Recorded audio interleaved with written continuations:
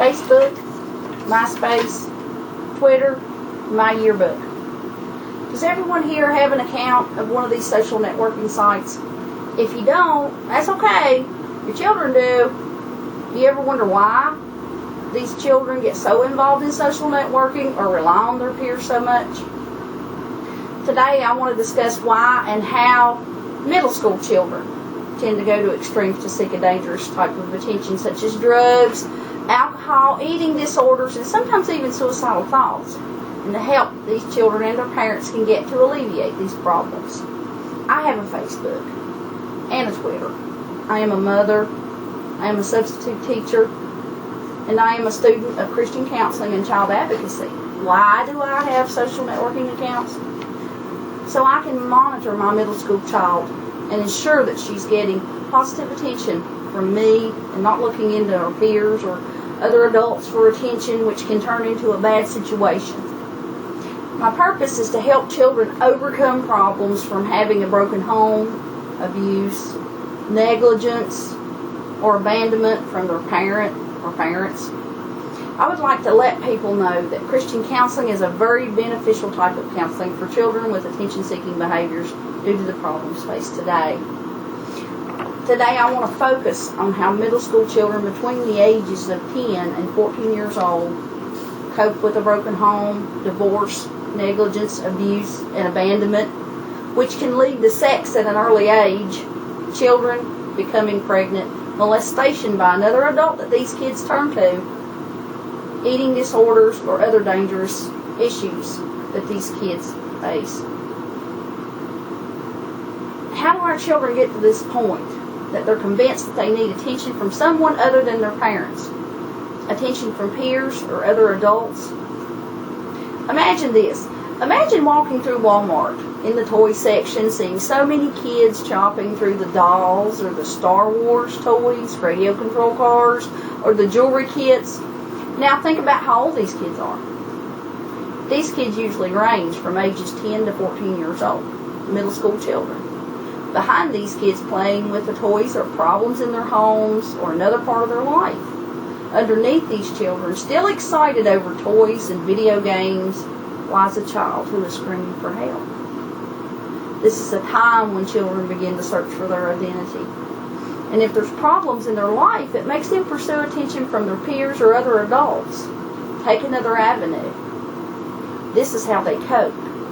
These children are at risk for doing drugs, alcohol, being sexually active, and other dangerous activity.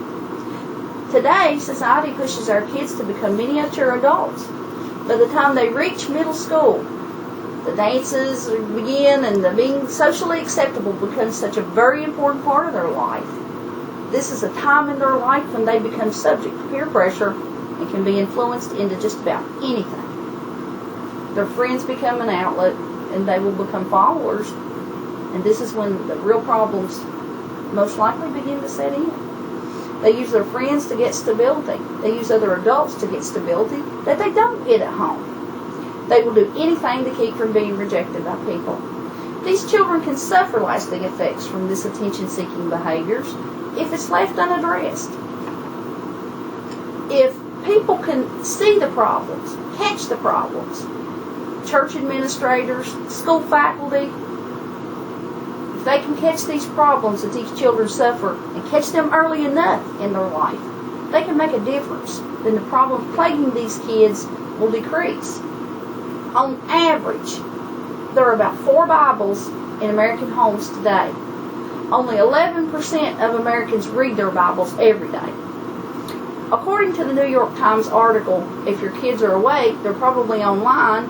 Children ages 8 years to 18 years old spend 7.5 hours a day on internet devices, laptops, internet tablets, Androids, cell phones. A lot of these children are in faulty home environments, or they're just being raised by anyone else but their parents. This leads them to feel rejected. It's evident today that these parents do not spend enough time. A lot of them abandon their children. More importantly, parents or whoever is raising these children don't spend enough time teaching their children from the Bible. Christian counselors and secular world counselors have the same goal, to help people. The difference is, Christian counselors use the Bible to help people. In essence, it is my goal to become a Christian counselor and child advocate so that I may be able to let these kids know that there's help out there. I would like to be able to help the parents understand why their children have problems and why they're resorting to attention-seeking behaviors and falling into peer pressures. It's so important to teach children biblical principles early in life. Teach them about God. Help them understand what Jesus has done for us. It is important to share the gospel of Jesus Christ, and children will develop morally and spiritually. Proverbs 22 verse 6 says, "Train up a child in the way he should go, and when he is old he will not depart from it." Please remember, there is help for these children. All people have to do to get help for these children is seek it.